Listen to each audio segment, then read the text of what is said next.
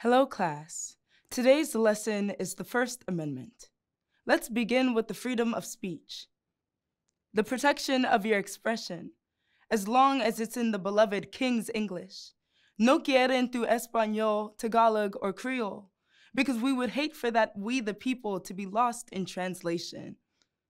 A fan favorite of the Trader Joe's customers, telling the hard-working Japanese American to go back to his country so they can buy their value packs of instant ramen.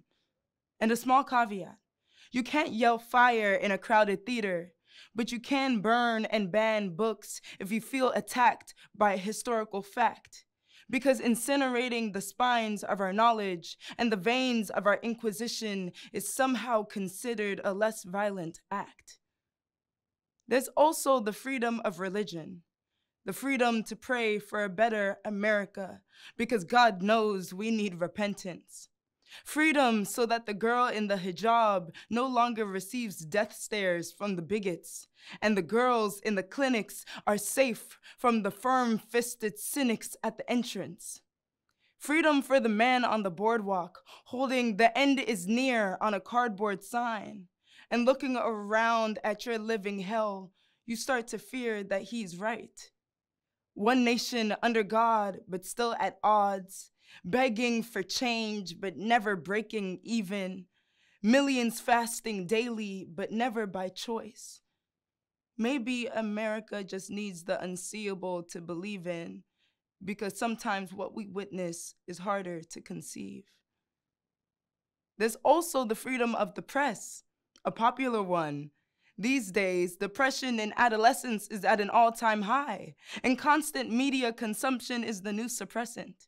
Expressionless faces using screens to decompress, more headlines to press and press and press. You know, my timeline told me that heart conditions are the country's leading killer, where when 3 grande espressos are the new American breakfast, it's no surprise that our blood pressure is higher than our hopes.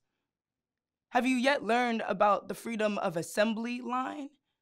You were told that if you do your part, it will help the movement, it will bring progress, but you're not sure where this conveyor belt leads to. Fold, tuck, flip, stuff. Show me how many times you can sever a nation and piece it back together again. Fold under the pressure of patriotic imagination. Tuck your otherness behind your ear. Flip through a history not yet written. Stuff a hope within the hearts of the terror-stricken. Show me how your hands do not become weary, trying to fight the entropy, trying so hard to unify something so determined to fall apart. And lastly, we have the freedom of petition. What is that? This right here. Pleading for the rewriting of the laws to which we adhere and the righting of the wrongs of our history. This is the part where we take a big red marker and write a letter to our policymakers so that the freedom of speech encourages mindful debate and not smoke-filled hate. So that the freedom of religion encourages the joining of hands, not the raising of arms. Freedom of the press means that our news is more impressive and precious than it is depressing. So that the freedom of assembly means that we build and not dismantle. And at the bottom of that letter is signed sincerely, we, all the people.